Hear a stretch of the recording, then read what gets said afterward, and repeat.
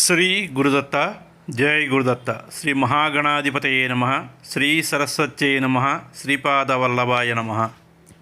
ఆధ్యాత్మిక బంధువులు, దత్త బంధువులు అంతమందికి కృతజ్ఞతాపూర్వక అభివందనాలు తెలియజేసుకుంటూ, ఇవాళ భగవాన్ అవధూత నిత్యానంద స్వామి వారి యొక్క దివ్య లీలల స్మరణంలో మనం 13వ రోజు స్మరణం చేసుకుంటున్నాం.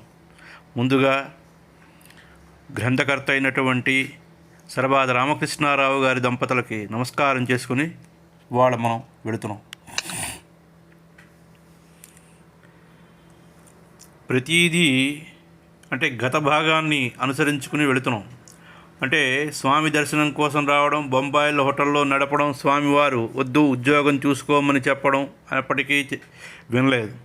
కానీ విధి వక్రీకరించింది. ప్రతీదీ అతనికి వ్యతిరేకంగా జరుగుతున్నది. వ్యాపారం క్షీణించింది, ఆర్థిక నష్టాలు జరిగాయి, అప్పుల పాలయ్యాడు, హోటల్ మూతపడింది, అప్పులు ఇచ్చిన వారు ముఖం చాటేశారు. వారి సతాయింపుతో కనరన్ ఎంతో బాధపడి ఏ దారి కనిపించక ఒకటే అద్దె గదిలో తనను తాను ఓదార్చుకుంటూ జీవిస్తున్నాడు. చివరికి భోజనానికి కూడా లేనటువంటి పరిస్థితి ఏర్పడింది. ప్రతిరోజు ఎంతోమందికి తన చేతుల మీదుగా భోజనాన్ని వడ్డించిన అతనికి ఈరోజు తన భోజనం వేరొకరిని అడిగి తినవలసిన దుస్థితి ఏర్పడింది. ఈ పరిస్థితి అతను ఎంతో బాధకి గురి చేసింది. ఎందుకు ఈ జీవితం మరొకరిని భిక్షమడి బతకవలసినటువంటి ముష్టి బతుకు, దీనికి బదులు ప్రశాంతంగా చనిపోవడమే మేలని భావించాడు. తన గదికి తాళం వేసి తాళం చెవిని తీసుకుని సముద్రపు ఒడ్డు వచ్చి అక్కడ కెరటాలతో తన గది తాళపు చెవిని బలంగా విసిరి కూర్చున్నాడు. సముద్రపు ఒడ్డున తాను నడుస్తూ ఒక్కసారిగా అలల మధ్యలోకి దూకాడు. ఎంతో ఆశ్చర్యకరంగా ఒక సేట్జీ అతను వెనకాతలే సముద్రంలోకి దూకి ఈదుకుంటూ వెళ్ళి చేయి పట్టుకుని ఒడ్డుకు తీసుకొచ్చాడు. ఈ విధంగా జీవితం అంతం చేసుకుందాం అనుకునే పిరికివాడి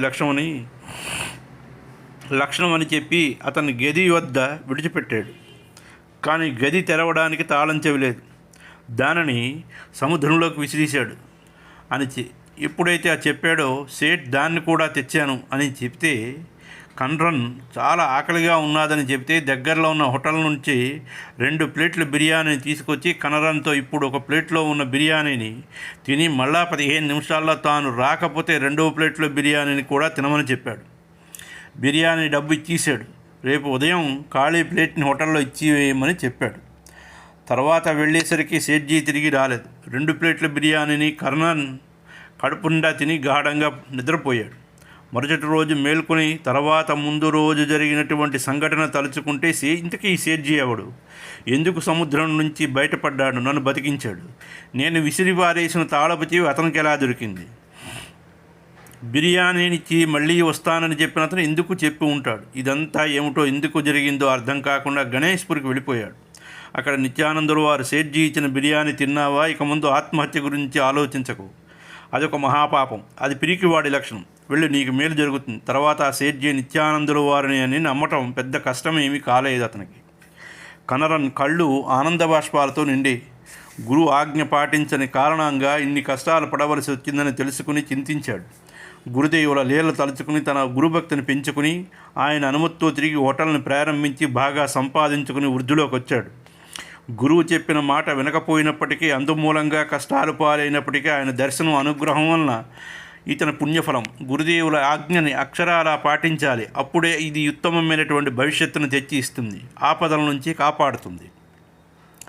అటువంటిదే మరొక సందర్భంలో భక్తుడు ఒకడు స్వామివారి ఆజ్ఞని తారుమారుగా పాటించి డాక్టర్ ఇచ్చిన ఇంజెక్షన్ విఘటించిన కారణంగా మరణించినటువంటి ఘటన. ఒకసారి రఘునాథ నాయకర్ చాలా తీవ్రమైనటువంటి అపాయకరమైన వ్యాధికి గురైతే దాని నివారణ నిమిత్తమే ఆయన తన భార్య ఆయన లక్ష్మితో సహా నిత్యానందుల వారు ఉన్నారని కైలాసాశ్రమానికి వచ్చారు. అక్కడ ద్వారాలు తెరిచిన తదుపరి లక్ష్మి గారికి మాత్రమే ప్రవేశించడానికి అనుమతి లభించింది. చాలా బలహీనంగా ఉన్న రఘునాథ నాయకుడికి మాత్రం అనుమతి లభించలేదు. లక్ష్మి తన భర్త పరిస్థితిని గురుదేవులకు విన్నవించుకుంది. అందుకు సమాధానంగా ముందు వేడి నీటి కుండంలో స్నానం చేసి వెంటనే డాక్టర్ని కలవండి అన్నారు. ఆమె వెలుపలకు వచ్చి తన భర్తతో స్వామివారు చెప్పిన విషయం చెప్పింది. ఆయన స్వామివారి సలహాను తారుమారు చేసుకుని ముందుగా డాక్టర్ వద్ద ఇంజెక్షన్ తీసుకుని తర్వాత వేడి నీటి కుండంలో స్నానం చేశాడు. ఆ రోజు రాత్రి నాయక్ గారికి శారీరక పరిస్థితి విషమించి రాత్రికి రాత్రి తుది శ్వాస విడిచాడు. కానీ ఆమె గురుదేవులు చెప్పిన విధంగా ఆచరించలేకపోయినందుకు పశ్చాత్తాపపడింది.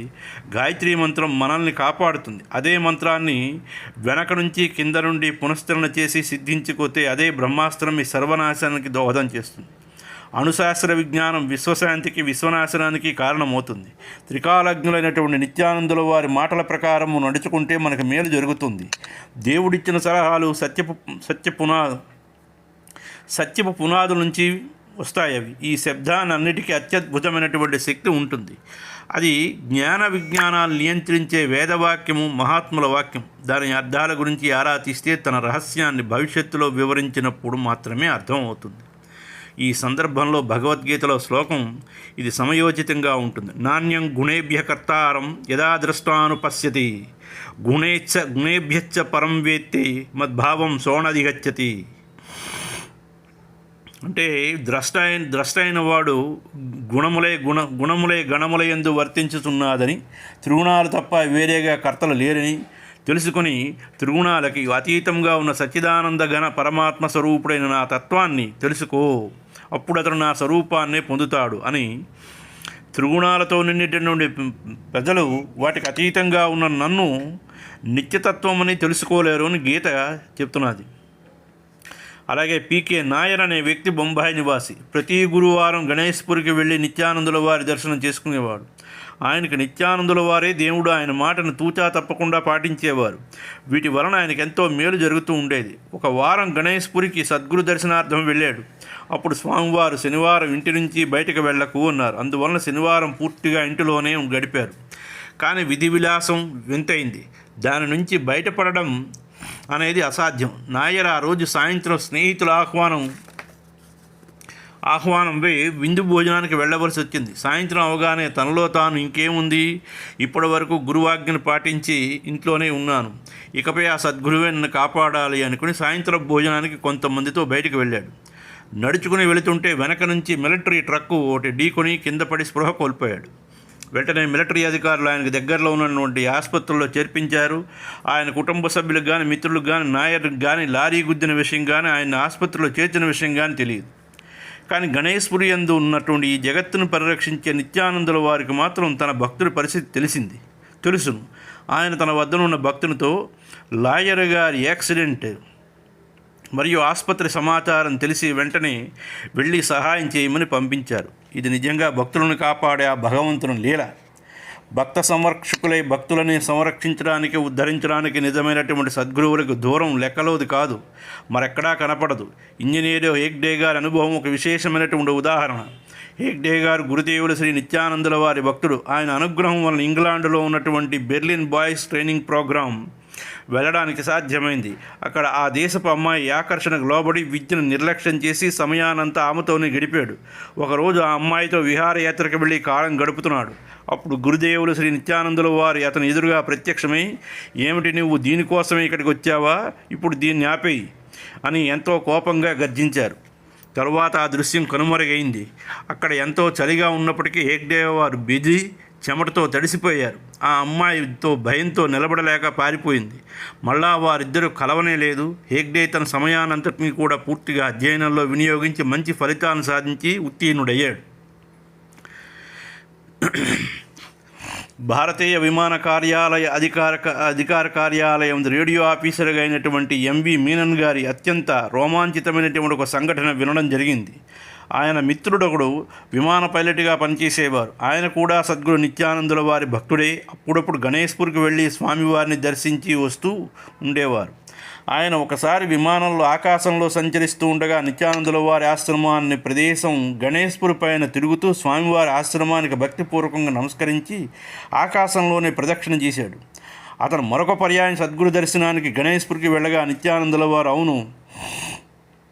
అవునుగానే నువ్వు ఆకాశంలోంచే ప్రదక్షిణ చేస్తావా ఏమిటి అని చమత్కారంగా అడిగారు. ఆ మాటలు విన్నటువంటి మీనన్ ఎంతో ఆశ్చర్యంతో అవాక్కయ్యాడు.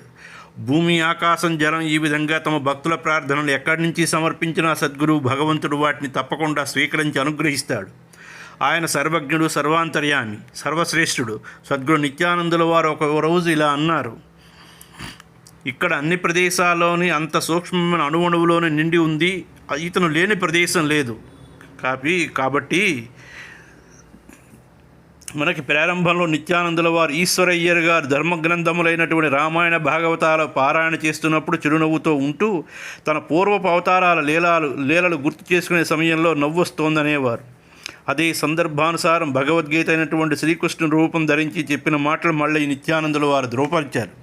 ఒకసారి ఆగర్భ శ్రీమంతుడైనటువంటి బొంబాయి నివాసి ఒకతను ఏబి నాయర్ అనే వ్యక్తి గణేశ్పురికి గురుదేవుల దర్శనార్థమే వస్తే అక్కడ కొంతమంది స్వామివారి భక్తులు కలిసి ఒక పాఠశాలని ప్రారంభించాలనే ప్రణాళిక గురించి ఆయన తెలుసుకుని అప్పుడు నాయర్ గారు ఎంతో గౌరవంతో లేచి ఒక 1000 రూపాయల నోటును స్వామివారి బెంచ్ కింద ఉన్న పళ్ళెంలో ఉంచి తన ప్రదేశంలో కూర్చున్నారు. ఆయన తన ప్రదేశం నుండి గురుదేవుల దర్శనం చేసుకుంటున్నారు. కానీ వెంటనే ఒక్క నోటు కొన్ని చిన్న నోట్లుగా మారిపోయి మెజిషియన్ చేసినటువంటి మ్యూజిక్ లాగా ఉన్నది ఆ దృశ్యం. ఇలా ఎందుకు జరిగింది, ఇదేమైనా కనికట్ట? అనేక రకమైనటువంటి ప్రశ్నలు తన మనస్సులో నిండినప్పటికీ గురుదేవులను ప్రశ్నించే ధైర్యం లేక చోద్యం చూస్తూ అలా స్థాణువులా కూర్చుని ఉన్నాడు. భక్తులు ఎంత భారంతో ఉన్నా ఎవరికి ఎంతనేది ప్రాప్తమో, ఎవరికి ఎంత ఇవ్వాలనే దైవ ఇచ్చ అంత మాత్రమే లభిస్తుంది. కొన్ని ప్రశ్నలకు జవాబులు భవిష్యత్తులో దొరుకుతాయి. తన ఆలోచనలకు మనస్సులో ఉదయించిన ప్రశ్నలకు సమాధానం లభించకుండానే అమృతాన్ని చూసి అద్భుతాన్ని చూసి బొంబాయికి తిరిగి వచ్చేశాడు. మరుసటి రోజు దినపత్రికలో ప్రభుత్వం 1000 రూపాయల నోట్లను రద్దుపరిచినట్లు వార్త ప్రచురితమైంది.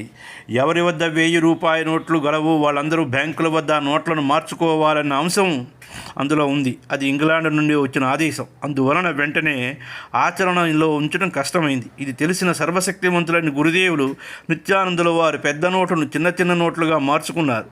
అదృశ్యంగా పెద్ద నోటు బ్యాంకుకి చేరిపోయింది. గురుదేవులు దివ్య ప్రభావమైనటువంటి సృష్టి అంతా నిండి ఉంది. అన్ని దిశల్లో వ్యాపించినటువంటి దిగంబరత్వం ఆయన అద్భుత వైభవాన్ని చాటింది. అలాగే ఏబి నాయర్ గారికి బొంబాయి నగరంలో స్వంత ఇల్లు కట్టుకోవాలని కోరిక ఉన్నది. దాని ప్రకారం జుహూ ప్రదేశంలో కొత్త ఇల్లు కట్టారు. దాని గృహప్రవేశం శుభదినమైనటువంటి విజయదశమి నాడు జరపాలని నిర్ధారించుకున్నారు. కానీ ఆ రోజున నిత్యానందుల వారు తన ఈ గృహప్రవేశ కార్యక్రమానికి రావాలని బలమైనటువంటి ఆశ ఉంది. కోరిక తీర్చుకోవాలని ఆశతో స్వామివారిని ఆహ్వానించడానికి కానీ గణేశ్పురి చేరుకున్నారు. స్వామివారు హృదయపూర్వకంగా భక్తితో ప్రార్థించి తమ గృహప్రవేశానికి రమ్మనమని ఆహ్వానిస్తే స్వామివారు మౌనంగా ఉండిపోయారు. వస్తాను లేదా రాను అని ఏమీ చెప్పలేదు. కానీ ఆ శుభదినంలో నిత్యానందుల వారు ఏబి నాయర్ గారికి మాత్రం వారింటిలో దర్శనమిచ్చి అంతటిలోనే అదృశ్యమయ్యారు. భగవంతుడికి రావటం లేదా పోవటం అనేది ఉండదు. అన్ని ప్రదేశాలు ఆయనే నిజంగా అన్నిటిలోని కూడా ఉన్నారు. భక్తుల కోరిక ప్రకారము వారి వారి భావాలను అనుసరించి వారి గౌరవార్థం నిత్యానందుల వారు మౌనంగా దర్శనమిస్తారు. సమస్తం తెలుసుకునే సర్వజ్ఞత్వం శ్రేష్ఠ గురువులందరికీ ఉంటుంది. సద్గురు నిత్యానందుల వారు తమ చిదాకాశ గీతలో ఈ విధంగా చెబుతూ ఉండేవారు. ఈ విశ్వమంతా నిండి ఉంది. విశ్వము మాయందు తిరుగుతూ ఉంటుంది. దాన్ని శ్వాస చేత తెలుసుకునవచ్చు. బయట ప్రపంచంలో కాలహరణం కావించకుండా అధిక సమయంలో మన హృదయాంతరాళంలో గడపడానికి ప్రయత్నించాలి. ఇక్కడ స్థిరమైనటువంటి ఆత్మ ఎక్కడా కూర్చున్నప్పటికీ చాలా దూరంలో మద్రాస్లో ఉన్న దాన్ని తెలుసుకోవడం వీలవుతుంది. గురుదేవులు గణేశ్పురిలో కూర్చుని ఉన్నప్పటికీ అన్ని ప్రదేశాల్లో జరుగుతున్న సమస్త విషయాలను తెలుసుకునేవారు. ఒకసారి మాద్రే సర్కస్ వజ్రేశ్వరిలో జరుగుతున్నది. ఆ విషయం సువర్ణ గారు గురుదేవులకి తెలియజేస్తే దానికి గాను గురుదేవులు మాద్రే సర్కస్ చిన్నది, పూనాలో ఉన్న కమలా సర్కస్ చాలా పెద్దది, కానీ అందులో పనివాళ్ళు సరైనటువంటి అవగాహన మరియు సత్సంబంధాలు లేవు. అక్కడ పనివారు రహస్యంగా అక్కడ సీట్లు నట్లు బోల్ట్ను దొంగతనంగా విప్పేశారు. చాలామంది అక్కడ కూర్చోవడం వల్ల గ్యాలరీలు విరిగి ముక్కలై పడి 3 చనిపోయారన్నారు. ఈ విషయం మరుసటి రోజు దినపత్రికలో వార్తగా ప్రచురితమైంది. గురుదేవులు చెప్పినదే ముందు రోజునే జరిగింది. దీన్ని సువర్ణ గారు స్వయంగా మూల గ్రంథ రచయితతో చెప్పారు. ఈ విధంగా చెప్పినట్లు సద్గురువు ఎప్పుడూ తన భక్తుల రక్షణ గురించి వాళ్ళ మార్గదర్శనం చేయడంలో నిమగ్నమై ఉంటారు. ఒకసారి ఆయన భక్తుల్లో చాలా పురాతనమైనటువంటి ఒక అతను అలహాబాద్లో జరుగుతున్నటువంటి పూర్ణ కుంభమేళా యాత్రకు వెళ్ళాలి తన సంకల్పం తెలియజేసి గురువు అంగీకారం కోసం ఎదురు చూస్తున్నారు.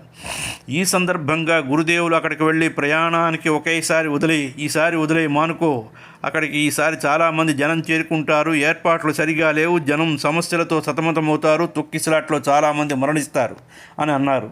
అప్పుడు ఆ భక్తుని మనస్సు మారి తన ప్రయాణాన్ని వాయిదా వేసుకున్నాడు.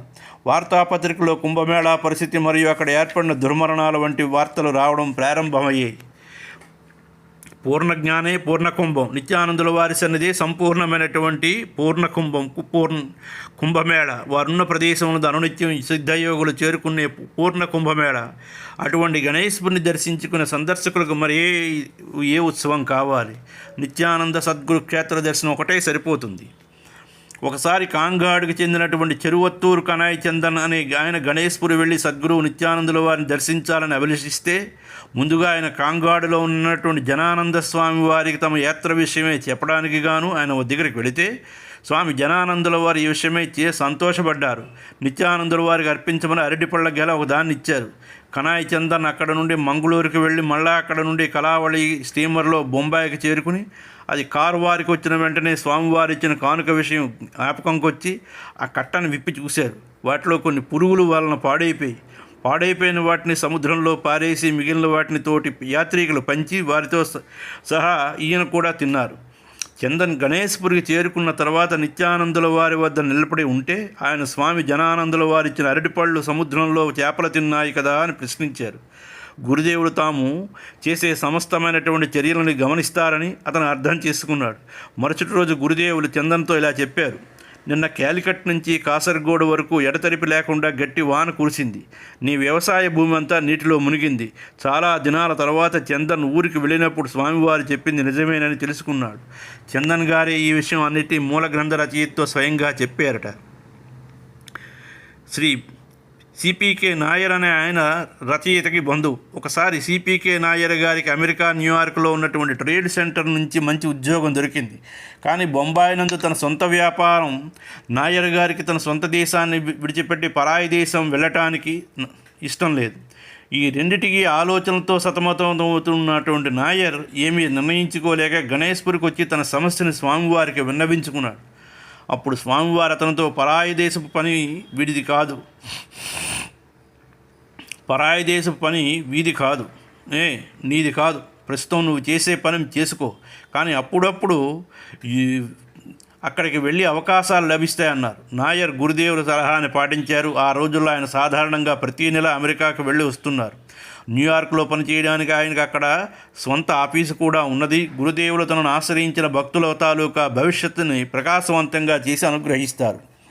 రఘునాథ నాయర్ గారు సద్గురు నిత్యానందుల వారికి విధేయులైనటువంటి భక్తులు. ఆయన తన కుమారుడు గోపాల్ ఉపనయనాన్ని జరపడానికి సందర్భంలో భక్తులందరికీ అన్నదానం చేసి సంతోషపెట్టాలని అనుకున్నారు.